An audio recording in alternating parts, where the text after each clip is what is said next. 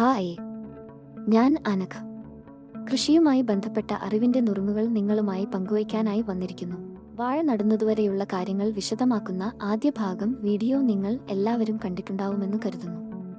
ആരെങ്കിലും കണ്ടിട്ടില്ലെങ്കിൽ അവർക്കു വേണ്ടി ഇപ്പോൾ ഈ വീഡിയോയുടെ മുകളിലായും താഴെ ഡിസ്ക്രിപ്ഷനിലും ലിങ്ക് കൊടുക്കുന്നുണ്ട്. അത് കണ്ട ശേഷം തിരികെ വന്ന് തുടർന്നു കാണാവുന്നതാണ്. നട്ടുകഴിഞ്ഞ ശേഷം വാഴയ്ക്ക് വളം നൽകുന്നതിൽ പ്രത്യേക ശ്രദ്ധ വേണം. കുല വന്നതിന് ശേഷം കൊടുക്കുന്ന വളം കൊണ്ട് വാഴയ്ക്ക് ഒരു കാര്യവുമില്ല. അതിനു മുമ്പായുള്ള വളപ്രയോഗമാണ് പ്രധാനം.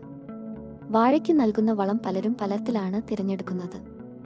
ജൈവവളം മാത്രമായും രാസവളത്തിന് പ്രാധാന്യം കൊടുത്തും മിശ്രരീതിയിലുമെല്ലാം ചെയ്യുന്നവരുണ്ട്. ഇവിടെ ഒരുതരം മിശ്രരീതിയാണ് പറയുന്നത്. വാഴക്കൃഷിയിൽ ആത്മവിശ്വാസം വന്ന ശേഷം ഇഷ്ടമായ രീതി നിങ്ങൾക്ക് തിരഞ്ഞെടുക്കാവുന്നതാണ്. പൂർണ്ണമായും ജൈവരീതിയിൽ കൃഷി ചെയ്യാനും അത് വിപണിയിലെത്തിക്കാനും കഴിയുമെങ്കിൽ മെച്ചപ്പെട്ട വില കിട്ടുന്നതാണ്. എന്തായാലും കന്നു നട്ട് നാലില വരുന്ന സമയത്താണ് ആദ്യഘട്ട വളപ്രയോഗം നടത്തേണ്ടത്. അപ്പോൾ ഏകദേശം 45 ദിവസം ആയിട്ടുണ്ടാകും. വാഴത്തടം തുറന്നു വേണം വളമിടാൻ. 1/2 കിലോ എല്ലുപൊടി, 4 കിലോ ആട്ടിൻ കാഷ്ടം, 2 പിടി വേപ്പിൻ പിണ്ണാക്ക് എന്നിവ തുറന്ന വാഴത്തടത്തിൽ ഇടണം. അതിനുശേഷം മേൽമണ്ണ് കൂട്ടി വാഴത്തടം മൂടുകയും ചെയ്യണം. രണ്ടാമത്തെ വളപ്രയോഗം മുതൽ ഓരോ 20 ദിവസം കൂടുമ്പോഴാണ് വളപ്രയോഗം നടത്തേണ്ടത്. രണ്ടാം ഘട്ടത്തിൽ ചാണകത്തിന്റെ സ്ലറിയും കടലപ്പിണ്ണാക്ക് പുളിപ്പിച്ചതും ചേർത്താണ് കൊടുക്കേണ്ടത്. മൂന്നാം തവണ സെറാമിൽ 25 ഗ്രാം ഇട്ടു നൽകാം. നാലാം വളപ്രയോഗത്തിൽ കോഴിക്കാഷ്ടവും ചാണകവും കടലപ്പിണ്ണാക്കും വേപ്പിൻ പിണ്ണാക്കും ഇട്ടുകൊടുക്കണം. 5-ാം തവണ വാഴകൃഷിയിൽ മികച്ച വിളവിനും രോഗപ്രതിരോധ ശേഷി ഉയർത്തുവാനും 100 ഗ്രാം യൂറിയയും 60 ഗ്രാം പൊട്ടാഷ്യം നൽകണം. 6-ാം വളപ്രയോഗത്തിലും 7-ാം വളപ്രയോഗത്തിലും ചാണക സ്ലറിയാണ് ഇടേണ്ടത്. ഏറ്റവും ഒടുവിൽ കൂമ്പൊടിച്ച് കളയുന്ന സമയത്ത് ചാരം ഇട്ടുകൊടുക്കുകയും വേണം.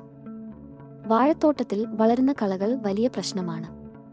നാം വാഴയ്ക്ക് കൊടുക്കുന്ന വെള്ളവും വളവും നല്ലയളവ് പാഴായി പോകാൻ കളകൾ കാരണമാകും. 70% വരെ വിളവ് കുറയാനും കള കാരണമാകും. അതുകൊണ്ട് തന്നെ വാഴത്തോട്ടത്തിലെ കളനിയന്ത്രണം വളരെ പ്രധാനപ്പെട്ട ഒന്നാണ്. കള ഒഴിവാക്കുവാനുള്ള ഒരു രീതി കൈകൊണ്ട് പറിച്ചുകളയുന്നതാണ്. കളയുടെ ആധിക്യമനുസരിച്ച് 4-5 തവണ വാഴയുടെ ഇടയിളക്കുന്നത് കളകളെ നിയന്ത്രിക്കും. അതേസമയം അധികം ആഴത്തിൽ ഇടയിളക്കി വാഴയ്ക്ക് കേടുവരാതെ ശ്രദ്ധിക്കണം. കുല വിരിഞ്ഞതിനു ശേഷം വാഴയുടെ ഇട ഇളക്കുന്നതും നല്ലല്ല. അതുപോലെ പുതയിടൽ ചെയ്യുന്നത് കളയെ നല്ല പരിധിവരെ നിയന്ത്രിക്കും. കൂടാതെ വിവിധയിനം കളനാശിനികൾ നിലവിലുണ്ട്. ഒട്ടും നിയന്ത്രിക്കാനാവാത്ത സാഹചര്യത്തിൽ മാത്രം അവയെ ആശ്രയിക്കുന്നതാണ് നല്ലത്.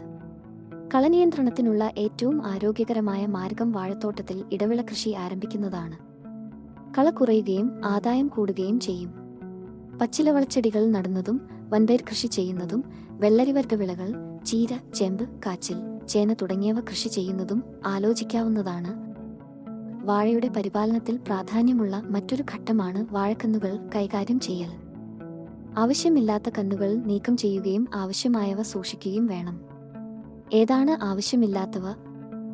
വാഴ വളരുന്നതോടൊപ്പം അനേകം ചെറുതൈകൾ മാണത്തിൽ നിന്നും മുളച്ചുണ്ടാകും.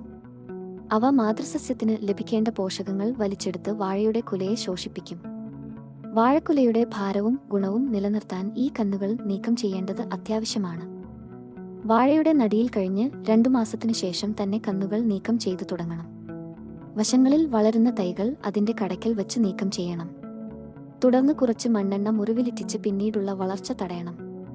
ഈ പ്രക്രിയ വാഴക്ക് കുല വരുന്നതുവരെ ഓരോ 45 ദിവസങ്ങളിലും ആവർത്തിക്കുകയും വേണം. കുലകൾ വിരിയുന്നതുവരെയുണ്ടാകുന്ന കന്നുകൾ ആവശ്യമില്ലാത്തവയാണ്. അവയെ മാതൃവാഴയ്ക്ക് ദോഷം വരാത്ത രീതിയിൽ നശിപ്പിക്കണം.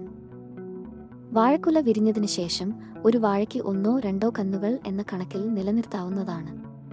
അതുപോലെ പ്രധാനപ്പെട്ട മറ്റൊരു കാര്യമാണ് വാഴയ്ക്ക് താങ്ങു കൊടുക്കുന്നത്. വണ്ണം കുറഞ്ഞ മരത്തൂണുകൾ ഉണ്ടെങ്കിൽ അതുപയോഗിച്ച് വാഴക്കുലകൾക്ക് താങ്ങു കൊടുക്കാവുന്നതാണ്.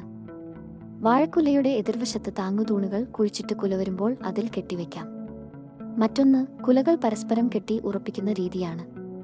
തൊട്ടടുത്ത വാഴത്തടയിൽ കയറുകൊണ്ട് കുല കെട്ടിവെക്കാം.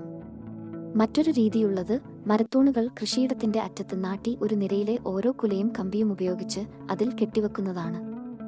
കാറ്റിനെ തടയാൻ കഴിവുള്ള മരങ്ങൾ വാഴത്തോട്ടത്തിലേക്ക് കാറ്റുവരുന്ന ദിശയിൽ നടുന്നതുവഴിയും നല്ല പരിധിവരെ കാറ്റുമൂലമുള്ള ശല്യം നിയന്ത്രിക്കാനാവും. എന്നാൽ നിങ്ങൾ വലിയ അളവിൽ വാഴ നടുന്നുവെങ്കിൽ ഇതിനേക്കാളേറെ പ്രധാനപ്പെട്ടതാണ് വാഴയ്ക്ക് ഇൻഷുറൻസ് എടുക്കുന്നത്. ആകസ്മികമായുണ്ടാകുന്ന ദുരന്തത്തിൽ നിന്ന് കരകയറാന് അത് സഹായിക്കും. പലരും പലപ്പോഴും അവഗണിക്കുകയോ മറന്നുപോവുകയോ അറിയാതെ പോവുകയോ ചെയ്യുന്നതാണ് ഇൻഷുറൻസ്. വാണിജ്യാടിസ്ഥാനത്തിൽ കൃഷി ചെയ്യുന്ന എല്ലാവരും വിള ഇൻഷുറൻസ് നിർബന്ധമായും എടുത്തിരിക്കണം. വാഴകൃഷിയുമായി ബന്ധപ്പെട്ട കൂടുതൽ കാര്യങ്ങൾ ഇനി അടുത്ത വീഡിയോയിൽ വിശദീകരിക്കാം. ഈ വീഡിയോ നിങ്ങൾക്കിഷ്ടമായെങ്കിൽ ദയവായി ഇത് ലൈക്ക് ചെയ്തും കമന്റ് ചെയ്തും ഞങ്ങളെ പ്രോത്സാഹിപ്പിക്കണേ. നിങ്ങളുടെ പരമാവധി സുഹൃത്തുക്കൾക്ക് ഇതിന്റെ ലിങ്ക് അയച്ചു കൊടുക്കുകയുമാവാം. അവരും വാഴ നടട്ടെ. ഞാൻ അനഘ. നന്ദി.